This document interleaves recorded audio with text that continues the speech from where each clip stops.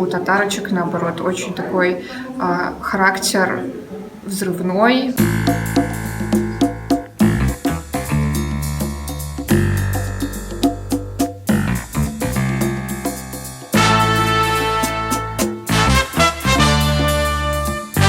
На самом деле уже со временем иммунитетно все это вырабатывается. Когда каждый раз задают одни и те же вопросы из раздела «ты что, ненавидишь мужиков?» там, или «ты что там, что-то там не бреешь где-то?»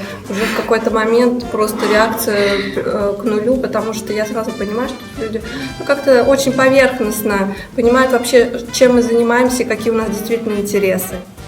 Мы хотели именно обсуждать и доносить информацию до женщин о том, какие у нас есть вообще проблемы, какие у них есть права, какие вопросы мы бы хотели обсуждать. И вторая, это мы хотели именно создать комьюнити, такую подружескую атмосферу, доверие, общение.